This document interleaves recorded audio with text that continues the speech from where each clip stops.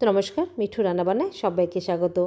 ডিম, চিনি, ময়দা ছাড়া সম্পূর্ণ নিরামিষে কেকটা একবার বানিয়ে খান। খেতে টেস্টি তো হবেই, সাথে হেলদিও। বাচ্চাদের টিফিনেও এই কেকটা বানিয়ে দিতে পারেন। তো কেক বানানোর জন্য প্রথমে এখানে একটা নিয়ে নিয়েছি মিক্সার জার।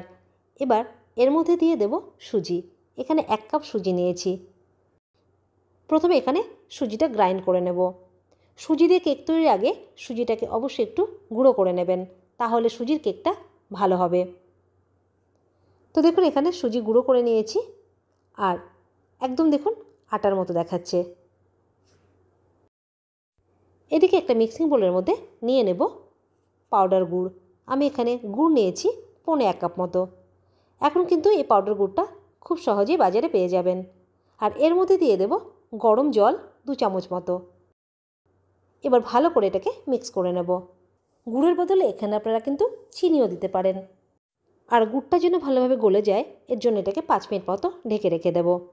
তো 5 মিনিট মতো ঢেকে রেখেছিলাম, আর দেখুন গুড় কিন্তু গলে গেছে। আবারও ভালো করে একবার মিক্স করে নিলাম।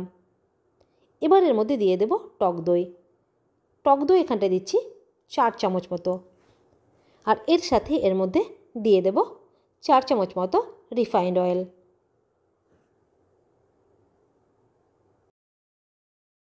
এবার সব কিছুকে ভালো করে একটা হ্যান্ড উইক্স দিয়ে মিক্স করে নেব।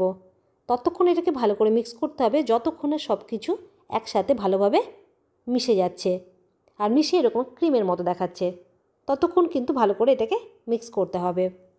এখানে এটাকে আমি 3-4 মিনিট ধরে ভালো করে মিক্স করে নিয়েছি। এবার এর মধ্যে সুজির গুঁড়োটা দিয়ে দেব, দিয়ে আবারও এটাকে ভালো করে মিক্স করে নেব। এই কেকটা বানানো কিন্তু খুব সহজ, আর খেতেও দারুণ টেস্টি হয়, বাচ্চারাও পছন্দ করবে। আর এই কেকটা কিন্তু হেলদিও। সুজিটা ভালো করে মিক্স করার পরে এবার এর মধ্যে দিয়ে দেব 4 চামচ মতো দুধ। দুধ দিয়ে আবারও এটাকে ভালো করে মিক্স করে নেব। আর সুজি কিন্তু খুব তাড়াতাড়ি জল টেনে নেয়, তা দুধটাকেও কিন্তু খুব তাড়াতাড়ি অ্যাবজর্ব করে নেবে। তো এর জন্য এটাকে ঢেকে আধা ঘন্টা মতো রেখে দেব। তো আধ ঘন্টা পরে দেখাচ্ছি, দেখুন সুজি কিন্তু ফুলে নরম হয়ে গেছে, আর আগের তুলনায় কিন্তু অনেকটাই ঘন হয়ে গেছে। তো এখানে কিন্তু আরও একটু দুধ লাগবে।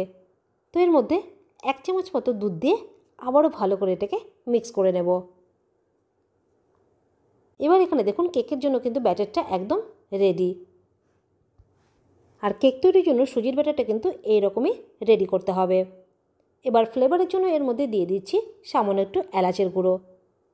না চাইলে এটা নাও দিতে পারেন, আর এর পরিবর্তে আপনারা এখানে ভ্যানিলা এসেন্সও দিতে পারেন। এবার দিয়ে দেবো এর মধ্যে 1 চামচ বেকিং পাউডার, আর 1 চামচের 4 ভাগের 1 ভাগ দিয়ে দিলাম এর মধ্যে বেকিং সোডা। এবার এটাকে ভালো করে মিক্স করে নেব, যেন বেকিং পাউডার বেকিং সোডাটা ব্যাটারের সাথে ভালোভাবে মিক্স হয়ে যায়। আর এভাবে কিন্তু একই ডাইরেকশানে মিক্স করতে হবে। আর এদিকে কেক তৈরির জন্য আমি কেক টিনটা আগে থেকে রেডি করে রেখেছিলাম। একটা রাউন্ড শেপের কেক টিন নিয়েছি, আর এর মধ্যে গোল শেপে একটা বাটার পেপার কেটে রেখে দিয়েছি, আর সাইডে কিন্তু তেল লাগিয়ে দিয়েছি। এবার ব্যাটারটা কেক টিনের মধ্যে দিয়ে দেব। আর ব্যাটার তৈরির আগে কিন্তু সাইডে কড়াইটা গরম বসিয়ে রেখেছি। এবার হালকা করে একটু ট্যাপ করে নিলাম, যেন ব্যাটারটা সমানভাবে ছড়িয়ে যায়, আর ভেতরের বাতাসটা কিন্তু বেরিয়ে যাবে। এবার ওপর দিয়ে হালকা করে একটু দিয়ে দিলাম বাদাম কুচি। এটা একদম অপশনাল, না দিলেও হবে, তবে বাদামটা দিলে কিন্তু একটু দেখতে ভালো লাগবে। আর এদিকে দেখুন কড়াই গরম হয়ে গেছে। এখানে আমি লো টু মিডিয়াম ফ্লেমে 15 মিনিট কড়াইটাকে গরম করে নিয়েছি। এবার কেক টিনটা কড়াইয়ের মধ্যে রেখে লো ফ্লেমে এটাকে 30 থেকে 35 মিনিট মতো রেখে দেব। টাইম এখানে একটু কম বেশিও লাগতে পারে। তো আমি এখানে 35 মিনিট মতো রেখে দিয়েছিলাম। এবার একটা টুথপিক ভেতরে দিয়ে দেখে নিয়েছি, দেখুন একদম টুথপিকটা কিন্তু পরিষ্কার, তার মানে কেকটা কিন্তু রেডি হয়ে গেছে। এবার কেক টিনটাকে বাইরে বের করে নেব। 10 মিনিট ঠান্ডা করার পরে এবার কেক টিন থেকে কেকটাকে বের করে নিচ্ছি। একটা থালা উপরে দিয়ে এভাবে উল্টে দিলে কিন্তু খুব সহজে বাইরে বেরিয়ে আসবে।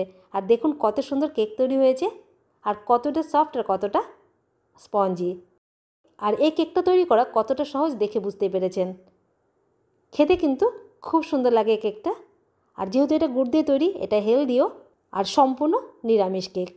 বাচ্চারা পছন্দ করবে, বাচ্চাদের টিফিনেও কেকটা প্যাক করে দিতে পারেন। একবার গুড় দিয়ে সুজির কেকটা বানিয়ে খেয়ে দেখবেন, আশা করছি ভালো লাগবে।